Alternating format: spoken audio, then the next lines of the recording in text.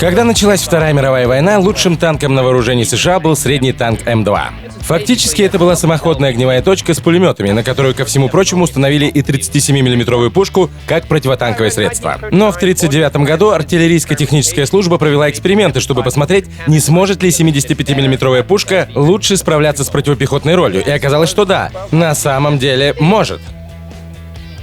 Когда в 1939 году в Европе начали разворачиваться известные события, американцы, глядя на происходящее во Франции и Польше, стали понимать, что 37-мм пушка не так уж и хорошо подходит на роль противотанкового орудия, и нужно что-то побольше. И такой пушкой стало 75-мм орудие.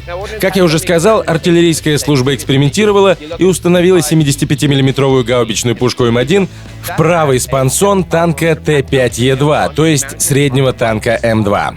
Модификацию сочли вполне успешной, поэттому заказы на М2А1 отменили, а в производство поступил средний танк М3. Он должен был стать временной машиной, пока конструкторы разбирались с проблемами танка Т-6, который в скором времени стал танком М4 «Шерман» с 75-мм пушкой и полностью поворачивающейся башней. Артиллерийская техническая служба была довольна безбашенным танком с 75-мм пушкой в корпусе, который был чем-то вроде немецкого «Штук». Однако пехотная служба в то время все еще оказывала влияние на танкостроение и настаивала на сохранении 37-мм пушки. Я не нашел никаких объяснений почему, только сам факт, что они хотели ее оставить, во всяком случае, по словам генерала Барнса. Единственное, что приходит на ум, это возможность защитить танк от пехоты в ближнем бою с помощью картечных выстрелов. Это, по сути, были огромные патроны для дробовика. Для 75-мм пушки таких не было.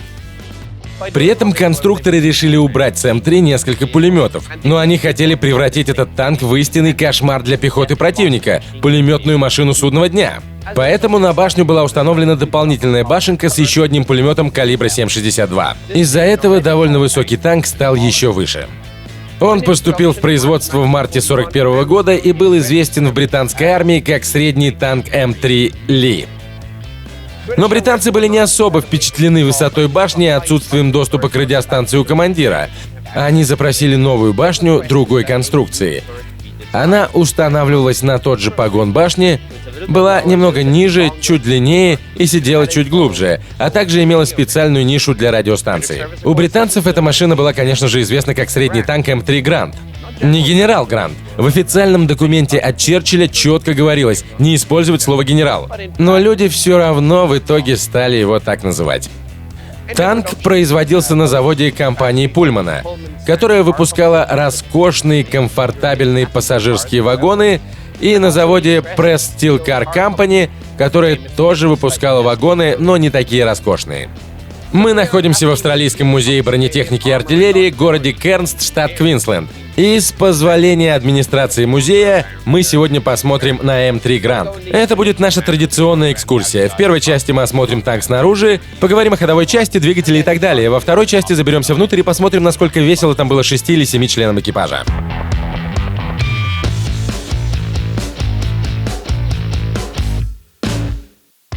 Начнем с корпуса. Это корпус клепанной конструкции. Около 300 машин с литым корпусом было выпущено компанией American Locomotive и еще 350 машин компании Baldwin, но большинство танков М3 имели клепанные корпуса. Это был самый тяжелый и занимающий много времени способ постройки корпуса. Кроме того, был риск того, что заклепка отлетит и превратится в настоящий снаряд внутри танка. Но таков уж был уровень развития технологий в то время, и многие танки имели именно клепанные корпуса. Броня довольно неплохая для своего времени, примерно 50 мм верхней лобовой детали, ниже 38 мм под углом 53 градуса. Трехсоставной кожух трансмиссии также имеет толщину около 50 мм. Бортовые передачи находятся под этими большими выпуклостями. Благодаря этим кожухам трансмиссии и бортовых передач, которые, кстати, сохранились и на М4, у танкистов был очень удобный доступ к трансмиссии. Нужно было просто открутить болты и снять кожух. 2 человека могли это сделать с помощью крана. В сравнении с другими машинами того времени можно сказать, что это отличный пользовательский интерфейс, который серьезно упрощал жизнь танкистам. Теперь о других деталях на передней части корпуса. За защитными решетками устанавливались фары и сирена, подключались они вот здесь. Особый интерес представляют вот эти амбразуры для спаренного пулемета. Как вы знаете, американцы любили устанавливать пулеметы на свои танки. Очень любили. и пулеметной башенки сверху было недостаточно. Поэтому спаренный пулемет установили еще и здесь. Они не наводятся по горизонтали, поэтому прицеливаться приходилось с помощью поворота корпуса. Наведение было только вертикальное. Конечно же, сразу возникали проблемы. Можете представить, каково было наводчику вести огонь по цели 75-мм или 37-мм пушки, когда танк делал вот так, потому что мехвод пытался посылать пулеметные очереди веером? Это оказалось совершенно бессмысленно. Поэтому один пулемет убрали, а на его место поставили заглушку. Но в скором времени было решено убрать и второй пулемет, потому что он занимал слишком много места.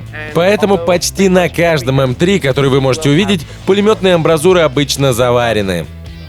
А найти фотографии этого танка на вооружении с установленными пулеметами очень непросто.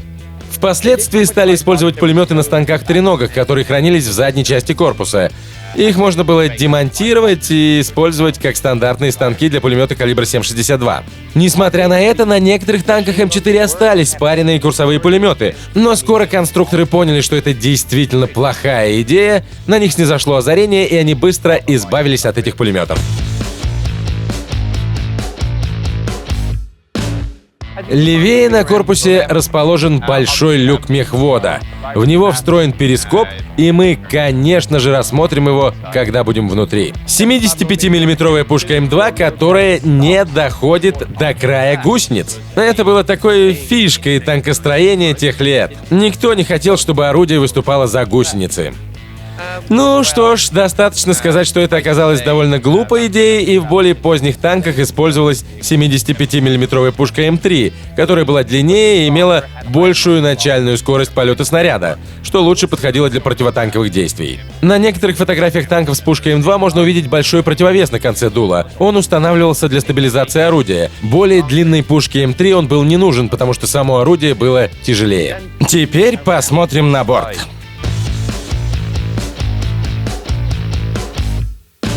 Ходовая часть досталась этой машине от среднего танка М3. Это позволило быстро нарастить темпы производства. Старомодные тележки с вертикальными спиральными пружинами, которые просто привинчены к корпусу. На каждой тележке по 2 опорных катка.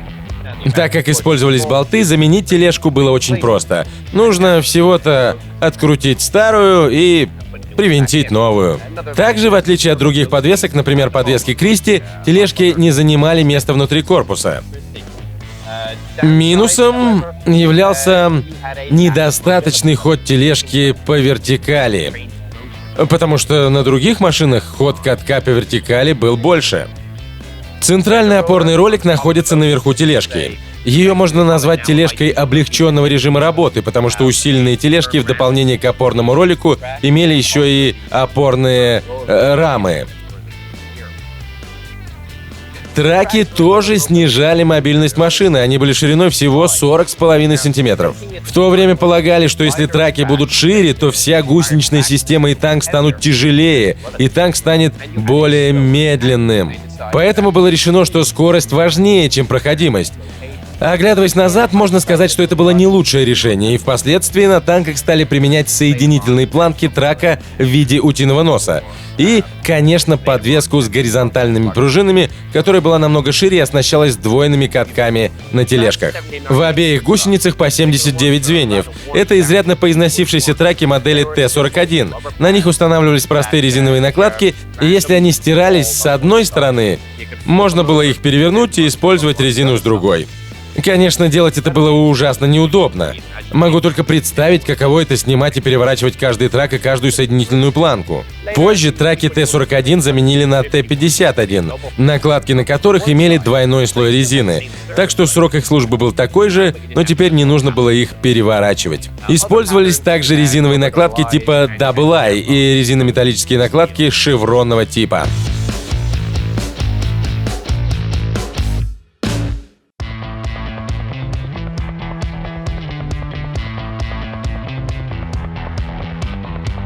Внутрь корпуса в основном забирались через эти большие двери. В каждой двери, а также по всему корпусу и башне расположены пистолетные бойницы. Это было следствием того, что из спансонов убрали пулеметы. Идея заключалась в том, что теперь танкисты могли вести огонь из пистолета-пулемета Томпсона калибра 11,43 мм по пехоте противника, если она подходила слишком близко. Дверь, конечно, нарушала целостность брони танка, поэтому на машинах позднего производства ее убрали, и забраться внутрь стало можно только через подбашенную корзину или через люк на крыше, чуть позади орудия. На борту левее двери нанесены элементы обозначения техники. Если вы еще не поняли, британцы использовали систему фигуры цветов, которые сообщали, в какой роте и каком взводе состоит машина. Еще одна деталь, которую, в отличие от американцев, обычно использовали британцы, это противопесочные щитки. Это объяснимо, потому что британцы активно вели боевые действия в Северной Африке в пустыне. Это были простые листы металла, которые закрывали гусеницу в верхнем положении и должны были удалять песок. В реальности они довольно быстро отваливались и выбрасывались, никто не утруждал себя их заменой. В задней части корпуса находится ленивец традиционного для того времени типа, такой же, как вы могли видеть на М10. Здесь находятся зажимные болты. Выкручиваете их, затем вкручиваете разжимной болт, который ослабляет зажим балансира ленивца, затем снимаете удерживающую пластину, ее зажим здесь, просто сдвигаете ее в эту сторону. Таким образом вы освобождаете зубцы. Затем берете малыша Джо, это огромный гаечный ключ, и сдвигаете ленивец вперед или назад, чтобы отрегулировать натяжение гусениц. Возвращайте на место удерживающую пластину, фиксируйте ее зажимом, затем ослабляйте разжимной болт, закручивайте зажимные болты, и дело сделано. Выхлопные трубы. Воздух из радиатора выходит через отверстие над кормой танка. Выхлопные трубы установлены с обеих сторон. За этими дверками находится радиальный двигатель Wright Whirlwind 975. Он немного наклонен вперед и вниз, чтобы под днищем танка было как можно больше свободного места для силовой передачи, то есть карданного вала. Небольшое отверстие здесь для заводной рукоятки. Но прежде чем запускать любой двигатель радиального типа, сначала необходимо несколько раз его провернуть, потому что масло, скорее всего, скопилось на дне цилиндров, и гидростатическое давление не даст вам его запустить. Так что нужно провернуть двигатель несколько раз и только потом запускать его. Как уже говорилось, это 9-цилиндровый радиальный двигатель Wright Whirlwind 975 мощностью примерно 400 лошадиных сил. Максимальная скорость составляла около 38 км в час, постоянная скорость около 33 км. 7 сотнями литров 92-го бензина запас хода составлял 193 км. 4 топливных бака, 2 бака объемом 123 литра каждый установлены вертикально по бокам передней части моторного отсека. Еще 2 бака объемом 227 литров расположены ближе к задней части, рядом со спансонами. Хотя добраться до двигателя для проведения штатного обслуживания можно и отсюда, если вы хотите провести его тщательную проверку или снять его, придется выкрутить все болты на моторном отсеке, поднять крышку с помощью крана, а потом вынуть двигатель. Позже был придуман более удобный способ. Например, на М18 двигатель можно просто выдвинуть назад. На этом все о моторном отсеке, теперь давайте заберемся на корму танка. Забраться на крышу моторного отсека было не так уж и сложно, потому что на бортовой двери установлено множество поручней, так что вы просто залезаете наверх, а не внутрь машины. Стоит отметить, что это танк с воздушным охлаждением двигателя, поэтому никаких жалюзи системы охлаждения здесь нет. Так что тут расположены только люки, 5 крышек для 5 топливных баков, 4 бака для главного двигателя и 1 для вспомогательного. По непонятной причине вспомогательный двигатель тоже иногда называют малышом Джо. Решетки воздухозаборника радиатора. Воздух забирается здесь, обдувает радиальный двигатель и затем выходит через отверстие в задней части корпуса. Воздухозаборник двигателя непосредственно для сгорания топлива находится в боевом отделении. Одна пистолетная бойница направлена назад, еще одна бойница находится на борту башни. Огонь из них велся все из того же стрелкового оружия калибра 11,43. Также можно видеть характерную выпуклость ниши башни М3 Grand, куда устанавливалась радиостанция. А сижу я на одном из пансонных ящиков, где хранились инструменты и всякие другие полезные вещи. Ну и, конечно, многие инструменты закреплялись на задней части моторного отсека. Пока я еще снаружи, расскажу вам о некоторых деталях в передней части машины.